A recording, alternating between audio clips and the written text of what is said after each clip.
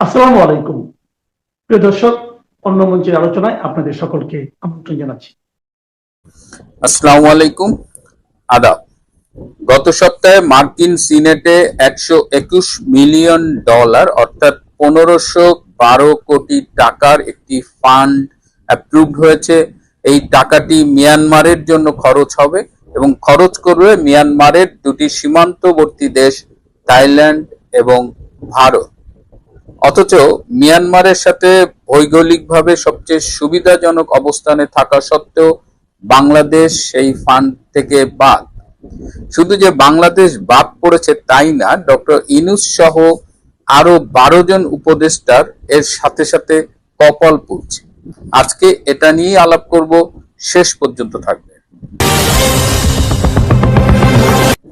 রূপান্তরের সত্যের আজকের এই পর্বে সবাইকে স্বাগত। প্রিয় বন্ধুরা, বার্মা অ্যাক্টের কথা মনে আছে? সেই যে Burma unified through rigorous military accountability act 2022 সালে মার্কিন কংগ্রেসে এই অ্যাক্টটি পাশ করেছিল। একটু আপনাদের মনে করিয়ে দিই, আমি আগেও এটি নিয়ে কথা বলেছি। বার্মা অ্যাক্টটা হলো মূলত বর্তমানে মিয়ানমারের যে সামরিক জান্তা সরকার রয়েছে সেই জান্তা সরকারকে দুর্বল করে সেখানে একটি গণতান্ত্রিক সরকারকে ক্ষমতায় আনার জন্য আমেরিকার একটা প্রজেক্ট, তারা সংসদে একটা অ্যাক্ট পাশ করেছিল এবং সেখানে এই যে আমাদের যে রোহিঙ্গারা বাংলাদেশে এসেছে, রাখাইন স্টেটের যে আনরেস্ট, সেখানে অনেক মানুষ বাস্তুচ্যুত হয়েছে, এই সব বিষয় কিন্তু এই বার্মা অ্যাক্টের মধ্যে রয়েছে। এবং বার্মা অ্যাক্ট মানে কাগজে কলমে এক কথা, আর এটা জিও পলিটিক্যালি খুব ইম্পর্টেন্ট। এই মায়ানমার বঙ্গোপসাগর এই রিজিয়নে আমেরিকা তার উপস্থিতিটা নিশ্চিত করতে চায় এবং মিয়ানমারে তারা গণতন্ত্রের নামে ঢুকতে চায়। এবং আপনারা জানেন যে আরাকান আর্মি নিয়ে কি ঘটনা বাংলাদেশে ঘটেছে। এই আরাকান অ্যাক্টে বাংলাদেশকে করিডোর হিসেবে ব্যবহার করে আরাকান আর্মিকে দিয়ে জান্তা সরকারের বিরুদ্ধে ফাইট করানোর একটা ঘটনা আপনারা জানেন। এবং এমন একটা অবস্থা হয়েছিল যখন আরাকান আর্মি প্রায় রাখাইন স্টেটের 2 বা 3টা টাউনশিপ ছাড়া অধিকাংশ জায়গা একটা সময় দখল করে নিয়েছিল। এবং এর সব কিছুর পেছনে ছিল আমেরিকা, এবং আমেরিকা চেয়েছিল যে বাংলাদেশের করিডোর, যে মিয়ানমারের সাথে যে করিডোর আছে সেই করিডোরটা ব্যবহার করে তাদের এই সাইডের সংগ্রামটা বা তাদের প্রজেক্টটা এগিয়ে নেওয়া। আপনাদের আরো মনে আছে যে গত বছর 13ই মার্চ জাতিসংঘের মহাসচিব অ্যান্টনিও গুতেরেস বাংলাদেশে এসেছিলেন 4 দিনের সফরে, এবং তিনি রোহিঙ্গা শিবিরেও গিয়েছিলেন এবং তিনি বলেছিলেন যে বাংলাদেশের মধ্য দিয়ে একটি মানবিক সহায়তার করিডোর তারা চেয়েছিলেন, যাতে এই রাখাইন স্টেটে তারা বিভিন্ন রকমের সহায়তা পৌঁছে দিতে পারে। কিন্তু পরবর্তীতে দেখা গেছে যে ডক্টর ইউনূস যদিও কমিটমেন্ট করেছিল আমেরিকার কাছে যে তারা সেন্ট মার্টিন দেবে, করিডোর দেবে, চট্টগ্রাম বন্দর দেবে, অনেক কমিটমেন্ট, মানে যা চাও নিয়ে যাও, বাংলাদেশটা তুমি নিয়ে যাও, আমাকে ক্ষমতা দাও। তো সেই জায়গাটায় কি হয়েছে, পরবর্তীতে দেখা গেছে যে বাংলাদেশ আর্মি বলেছে নো করিডোর, করিডোর দেওয়া যাবে না। আবার বলেছে যে করিডোর দিলে সেখানে আমাদের বাংলাদেশের ইন্টারনাল সিকিউরিটি রিস্ক আছে, করিডোর দিয়ে ড্রাগ স্মাগলিং হবে, আর্মস স্মাগলিং হবে, এসব মানে নানা রকমের সমস্যার কথা বলে সেনাবাহিনী এটিতে আগ্রহ দেখায়নি। এবং আপনারা জানেন তারপরে করিডোরের মানে টেকনাফে বিশেষ করে আরাকান আর্মির অনেক অ্যাক্টিভিটিস আছে। এখানে সামরিক মহড়ার নামে আমেরিকান আর্মি এবং আমেরিকান সশস্ত্র বাহিনী, ফায়ার ব্রিগেড অনেকেই এসেছিল। এবং পেকুয়া বাজারের কথা মনে আছে, আমি বলতাম যে পেকুয়া বাজারে একটা 19 তলা হোটেল করা হয়েছিল, যে হোটেলটার মালিক ছিলেন মুস্তফা মাঝি। সেই হোটেলটা মূলত করা হয়েছিল ওই এলাকায় বিদেশিদের থাকবে, একটা লাক্সারিয়াস হোটেল, যার নিচের তলায় পাব থাকবে, বার মানে পানশালা, উপরে থাকার রুম থাকবে। তো পরবর্তীতে সেই হোটেলটা কিছুদিন চালু ছিল, কিন্তু এটা পুরো কমপ্লিট হয়নি। আর এই মাসখানেক আগে তো এটার মালিক মোস্তফা মাঝিকে তার বাড়িতে মৃত পাওয়া গেছে, মোস্তফা মাঝিকে হত্যা করা হয়েছে। অর্থাৎ এই যে আমরা করিডোর দেব বলে আমেরিকাকে যে আশ্বাস দিয়েছিলাম আমাদের অন্তর্বর্তীকালীন সরকারের এই সর্দার ইউনূস, সে এমন একটা লেজে গবরে পাকিয়ে ফেলেছিল যে আমেরিকা ছেড়ে দে মা, কে দেওয়াছে। সুতরাং আমেরিকা আলটিমেটলি তার বার্মা অ্যাক্ট এটাকে বাস্তবায়ন করার জন্য এই গত সপ্তাহে যে $121 মিলিয়ন ফান্ডটা দিয়েছে, এই ফান্ডটা মিয়ানমারের জন্য অ্যালোকেটেড, বাট এই ফান্ডটা মিয়ানমারের বর্তমান যে সামরিক সরকার আছে, জান্তা সরকার, তাকে কিন্তু এই টাকাটা দেওয়া হবে না। এই টাকাটা যাবে সীমান্তবর্তী দুটি দেশ ভারত এবং থাইল্যান্ডের কাছে, এবং বাংলাদেশ বাদ। এবং ভারত এবং থাইল্যান্ড কি করবে, এই টাকাটা নিয়ে তারা মূলত মিয়ানমারের যে সিভিল সোসাইটি আছে তাদের হেল্প করবে। তারা মিয়ানমারের ভেতরের গণতান্ত্রিক পরিবেশ, মানবাধিকার এগুলো নিয়ে কথা বলবে।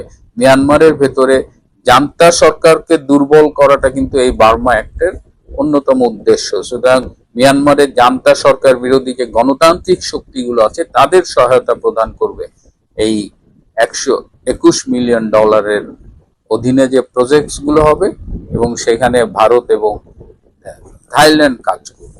এছাড়া রোহিঙ্গাদের সহায়তার কিছু বিষয় আছে। এই রাখাইন স্টেটে যে গণহত্যা হয়েছিল, সেই গণহত্যার সব আপনারা জানেন যে আন্তর্জাতিক আদালতে সেটি নিয়ে মামলা চলছে। গণহত্যার সপক্ষে বিভিন্ন তথ্য প্রমাণ সংগ্রহের একটা ব্যাপার আছে, সেটিও এই প্রজেক্টের আন্ডারেই হবে। সো মানে এখন দেখা যাচ্ছে যে আমেরিকা বাংলাদেশকে বাদ দিছে। এবং কেন ইন্ডিয়া, কেন থাইল্যান্ড? ইন্ডিয়া আপনারা জানেন যে আমেরিকার সাথে যে রিসেন্ট ডিফেন্স ডিলটা হয়েছে, ডিফেন্স ট্রিটিটা হয়েছে 10 বছরের, সেখানে কিন্তু ইন্দো প্যাসিফিক রিজিয়নের সিকিউরিটিতে ইন্ডিয়া এবং আমেরিকা পার্টনার। আর থাইল্যান্ডের সাথে আমেরিকা অনেকদিন ধরে এই সিকিউরিটি পার্টনার, তাদের সাথে অনেক রকমের লেনদেন আছে। তো বাংলাদেশের করিডোর দিলে যে ঝুঁকি, সেই ঝুঁকি তো থাইল্যান্ড এবং ভারতের সাথেও আছে। কারণ ভারত তো মিয়ানমারের সাথে বর্ডার শেয়ার করে, থাইল্যান্ডও করে, কিন্তু তারপরেও ভারত এবং থাইল্যান্ড এই ডিসিশনটা নিয়েছে, এই প্রজেক্ট, এই ফান্ড তাদের কাছে গেছে। এর কারণ হলো তারা রাজনৈতিকভাবে সিদ্ধান্তটা নিয়েছে, ঝুঁকি ম্যানেজ করার একটা পলিটিক্যাল ডিসিশন তারা নিয়েছে, যেটা বাংলাদেশ নিতে পারেনি। এবং বাংলাদেশ নিতে না পারার কারণে এই যে $121 মিলিয়ন বা 1512 কোটি টাকার একটা ভাগ থেকেই যে শুধু বাংলাদেশ বঞ্চিত হলো তা নয়। এটি কেবল অর্থ নয়, বরং এটি হলো ইউনূস সরকারের উপর থেকে আমেরিকান আস্থা যে উঠে গেছে তার একটা ইন্ডিকেশন। এবং এর ফলে যেটা হবে যে এই এলাকায় যে হিউম্যানিটেরিয়ান গ্রাউন্ডে বাংলাদেশ একটা নেতৃত্বের অবস্থানে ছিল, সেই জায়গাটা আর থাকবে না। রোহিঙ্গাদের প্রত্যাবর্তন, রোহিঙ্গাদের কাছে আসা বিদেশি সহায়তা, সবকিছু আগের মতো আর হবে না, এগুলো কমে যাবে। এবং রোহিঙ্গাদের ডক্টর ইউনূস বলেছিল এই যে রোজা আসতেছে, এই রোজার ঈদটা রোহিঙ্গাদের মিয়ানমারে করার কথা, তো সেইটা সুদূর পরাহত হয়ে যাবে। তো আমেরিকা এই যে ইউনূস যে ব্যর্থ হয়েছে, এর জন্য আমেরিকা ভীষণ বিলা। আমেরিকা ডক্টর ইউনূস সহ 12 জন উপদেষ্টার উপরে ক্ষুব্ধ এবং বলেছে যে তোমাদের দ্বারা কোনো কাজ হবে না, you wasted our money, time and resources. এদিকে ডক্টর ইউনূস যদি নির্বাচন হয়, যদি ক্ষমতা ছেড়ে আসলেই যায়, তার একটা আশঙ্কা রয়েছে যে তিনি চলে গেলে গ্রামীণ ব্যাংকে যে সারা দেশে ছড়ানো ছেটানো প্রায় 2500 গ্রামীণ ব্যাংকের যে ব্রাঞ্চেস আছে, সেগুলো কি হবে, এগুলোর ভবিষ্যৎ নিয়ে তিনি খুবই উদ্বিগ্ন। এবং তিনি এটি বলেছিলেন আমেরিকাকে যে তিনি চলে গেলেও গ্রামীণের ভবিষ্যৎ কি হবে। তো আমেরিকা কি বলেছে তার আগে আমি একটা ছোট্ট অতীতের কথা মনে করিয়ে দিই। যে খন্দকার মুস্তাকের কথা আপনাদের অনেকেরই মনে আছে, বঙ্গবন্ধুর খুনি। সেই খন্দকার মুস্তাক সে যখন জনসভা করতে গিয়েছিল ক্ষমতা হারিয়ে, তখন কিন্তু তার জনসভা আক্রান্ত হয়েছিল, তার জনসভায় বোমাবাজি হয়েছিল, সাপ ছেড়ে দেওয়া হয়েছিল। তখন সে খুব মাইন্ড করে, খুব কষ্ট দুঃখ নিয়ে আমেরিকান এম্বাসিতে গিয়ে বলেছিল যে আমি যে একটু পলিটিক্স করি, আমি তো তোমাদের জন্যই রাজনীতি করলাম, তোমরা আমার একটু সিকিউরিটিটা ইনশিওর করো। তো আমেরিকা বলেছিল যে তুমি রাজনীতি করবা, তোমার সিকিউরিটির দায়িত্ব তোমার নিজের। তো ডক্টর ইউনূস যখন গ্রামীণ ব্যাংকের এই অবকাঠামোগত নিরাপত্তার ইস্যুটা তুলেছে, তখন তাকে খুব স্পষ্টভাবে জানিয়ে দেওয়া হয়েছে গ্রামীণ ব্যাংকের নিরাপত্তা নিশ্চিত করার দায়িত্ব তার। এদিকে অন্যান্য উপদেষ্টারাও কিন্তু ভীষণ স্যাড হয়ে গেছে এই ঘটনায়, বিশেষ করে ডক্টর খলিল তিনি বলেছেন যে এই সরকারের জন্য, আমেরিকার স্বার্থ রক্ষার জন্য তিনি কি করেন। কিন্তু আজকে এমন একটা অবস্থা হয়েছে যে ডক্টর খলিলের এই দায়িত্ব থেকে চলে যাওয়ার পরে আমেরিকায় ফিরে যাওয়াটাও অনেকখানি ঝুঁকির মধ্যে পড়ে গেছে। তো প্রিয় বন্ধুরা, এটা যে কেবল একটা $121 মিলিয়ন প্রজেক্ট তা না, এটা আবার জিও পলিটিক্যালিও খুব ইম্পর্টেন্ট একটা ইস্যু, এবং সেখানে ইন্ডিয়ার এবং থাইল্যান্ডের যে গুরুত্ব, সেই গুরুত্বের পাশাপাশি Bangladesh is now no wire. Doctor Yunus এদিকে ডিপি ওয়ার্ল্ডকে চিটাগাং পোর্ট দিবে বলেছে। চিটাগাং পোর্টে কিন্তু অলরেডি আনরেস্ট শুরু হয়ে গেছে এবং চিটাগাং পোর্টে প্রতিদিন লস হচ্ছে। সো ওই বিক্ষোভ, ওই অসন্তোষ কিভাবে নিয়ন্ত্রণ করে ডিপি ওয়ার্ল্ডকে কিভাবে এই চিটাগাং এর এনসিটি, এই নিউমারিং কন্টেইনার টার্মিনাল হ্যান্ডওভার করবে, সেটাও আমরা দেখার জন্য অপেক্ষায় রইলাম। আজ এ পর্যন্তই। ভালো থাকবেন, সুস্থ থাকবেন, তার চেয়েও জরুরি হলো নিরাপদে থাকবেন। সবাইকে অনেক ধন্যবাদ।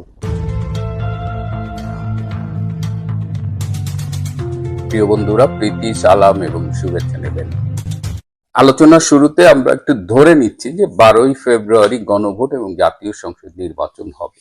প্রথমে একটু গণভোট নিয়ে কথা বলি। বাংলাদেশের রাজনীতির ইতিহাসে গণভোটের উদাহরণ কিন্তু খুব একটা নেই। 1977 সালের 30শে মে জিয়াউর রহমান একবার গণভোট করেছিলেন। সেটার ইস্যু ছিল যে জিয়াউর রহমানের শাসন এবং তার কর্মসূচির প্রতি দেশবাসীর সমর্থন আছে কি নেই।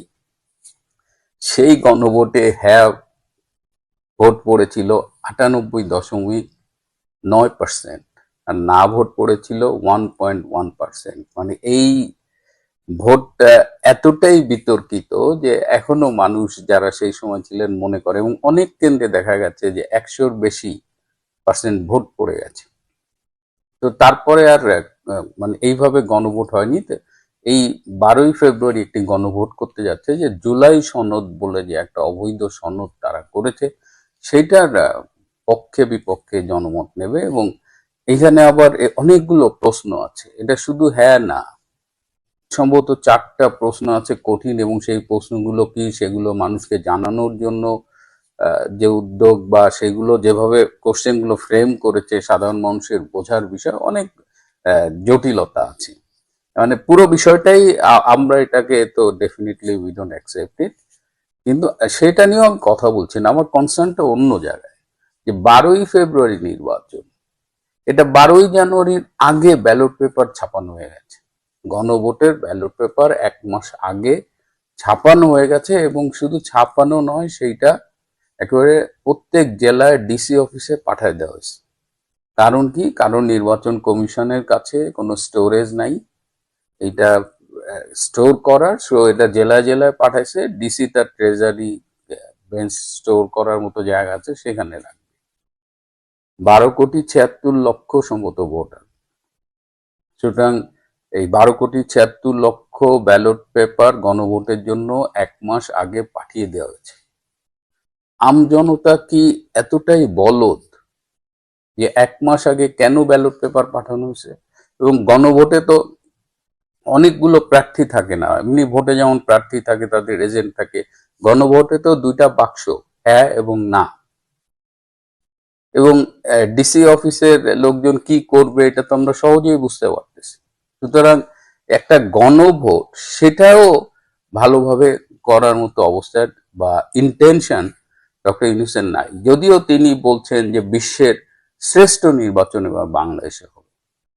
তো বাংলাদেশে বিশ্বের শ্রেষ্ঠ নির্বাচন কেমন হবে, এইটার তো লক্ষণ অলরেডি আমরা দেখতেছি। এই নির্বাচনে বিএনপির আচরণ একরকম। এখানে তারেক রহমান যে পরিমাণ প্রোটোকল পাচ্ছে, তাতে অনেকেই বলছেন যে তিনি প্রধানমন্ত্রী হয়ে গেছেন বোধহয়। তো এটা তো লেভেল প্লেইং ফিল্ড না। তো এটা নিয়ে একটা বিতর্ক আছে। আবার এই যে প্রার্থীরা যে নির্বাচনে যে আচরণবিধি, সেটা কিন্তু মানছেন বলে মনে হচ্ছে না। জামাত ইসলামের যদি নির্বাচনের কথা ভাবেন, তাদের যে নির্বাচন, তাতে তো ইলেকশন ইঞ্জিনিয়ারিং এর বিষয়টা অত্যন্ত প্রকট হয়ে উঠেছে। ঢাকায় 20টা আসন আছে, তারা টার্গেট করেছে যে তারা 12টা আসনে জয়লাভ করবে তাদের প্রার্থী। সুতরাং 12টা আসনে তারা অনেক আগে থেকে খুব পরিকল্পিতভাবে ভোটারদের মাইগ্রেট করে এখানে ভোটার বানিয়েছে। এক একটা আসনে 50,000, 1 লাখ ভোটারও অন্য অন্য আসন থেকে এই ঠিকানায় এনে ভোটার হিসেবে ইনক্লুড করিয়েছে। সেইভাবে তারা একটা কৌশল অ্যাপ্লাই করতেছে। প্রবাসী ভোটার সারা দেশে শুনেছি, মানে সারা পৃথিবীতে শুনেছি যে 1 কোটি প্লাস প্রবাসী আছে, অথচ প্রবাসী ভোটার রয়েছে, if I am not wrong, 5 lakh. Chattogram 1, Chattogram 3 এবং সাতক্ষীরা 2, এই 3টা আসন থেকে এই প্রবাসীদের ব্যালট পেপার উদ্ধার করা হয়েছে। একটা 30,000, একটা 23,000, একটা 8,000। তার মানে 61,000 ব্যালট পেপার কি করে জামাতের হাতে এলো? ইলেকশন, শ্রেষ্ঠ ইলেকশন, ফেয়ার ইলেকশন, এগুলো তো কোনো নমুনা দেখি না। আবার ডক্টর শফিক জামাতের আদর্শিক সমর্থক যারা এক্স আর্মি অফিসার, তাদের সাথে মিটিং করেছে, সেখানে বলেছে নির্বাচন নিয়ে যদি কোনো রকমের ম্যানিপুলেট করা হয় তাহলে সবাইকে দেশ ছাড়া করে দিবে।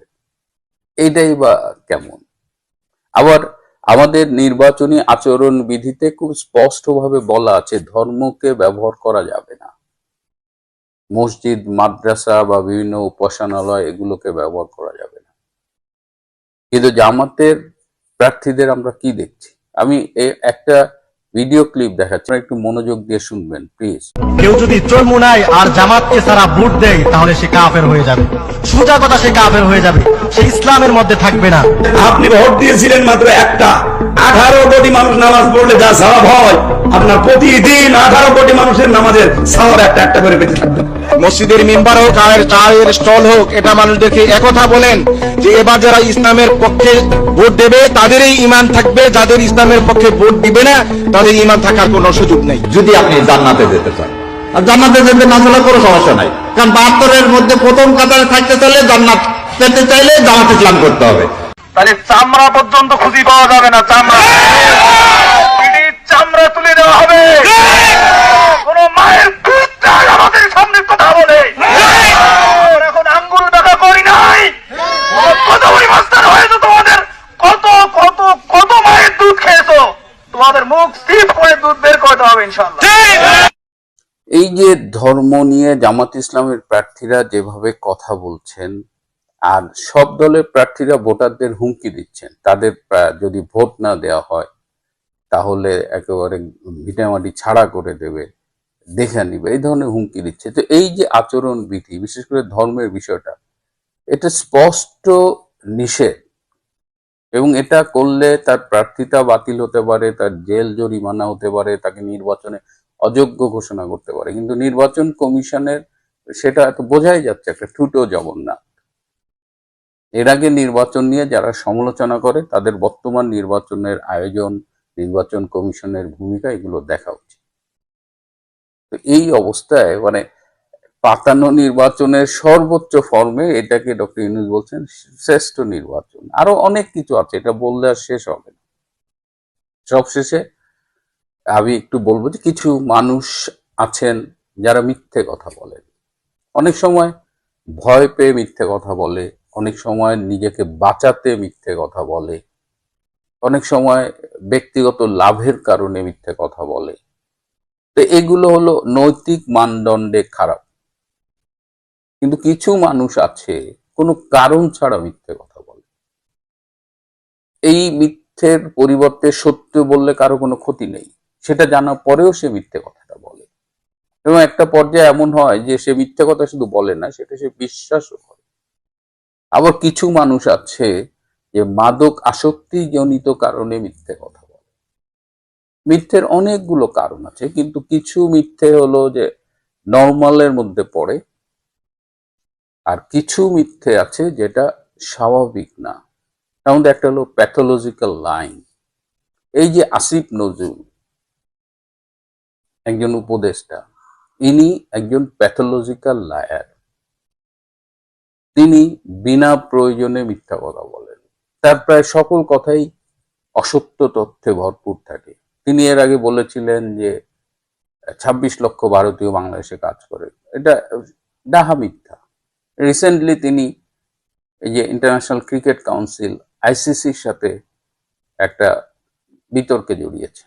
আইসিসি তাকে কোনো চিঠি দেননি, অথচ তিনি বলছেন, তাকে চিঠি দিয়ে বলছে যে বাংলাদেশ টিমে মুস্তাফিজকে পাঠানো যাবে না, তার সিকিউরিটির প্রবলেম হতে পারে, বাংলাদেশের সাপোর্টাররা বাংলাদেশের জার্সি পরে ঘুরলে প্রবলেম হতে, এরকম 2-3টা মিথ্যা কথা তিনি বলছেন আইসিসি কে কোট করে। তো আইসিসি ন্যাচারালি এটা অস্বীকার করছে। এবং আসিফ নজরুল যে কত বড় বিশ্ব বাটপার সেটা আবারও প্রমাণিত হলো। আমার তো মনে হয় যে আসিফ নজরুল নিডস ট্রিটমেন্ট, তার কাউন্সিলিং দরকার, তার বিহেভিয়ারাল থেরাপি দরকার, এবং তাকে মেডিসিন দেওয়া দরকার, এবং দেশ জাতির স্বার্থে এবং তার নিজের স্বার্থে এটা খুব জরুরিভাবে করা দরকার। কারণ তার মিথ্যে শুধুমাত্র ব্যক্তিগত পরিসরে থাকছে না, পুরো দেশ এবং জাতির জন্য এটা একটা বিপর্যয়ের কারণ হয়ে দাঁড়িয়েছে। অচিরে এই লোকটাকে তার রাষ্ট্রীয় দায়িত্ব থেকে সরিয়ে, সরকারি দায়িত্ব থেকে সরিয়ে তার চিকিৎসার ব্যবস্থা করা হোক। আর নির্বাচন হবে বলে এখনো মনে হয় না, কিন্তু নির্বাচন না হলেও নির্বাচনী মাঠে যে ঘটনাগুলো ঘটছে তাতে ইতিহাসের অন্যতম কলঙ্কিত নির্বাচনের প্রস্তুতি নিচ্ছে ডক্টর ইউনূসের সরকার। প্রিয় বন্ধুরা, আজ এ পর্যন্তই। ভালো থাকবেন, সুস্থ থাকবেন, তার চেয়েও জরুরি হলো নিরাপদে থাকবেন। সবাইকে অনেক ধন্যবাদ।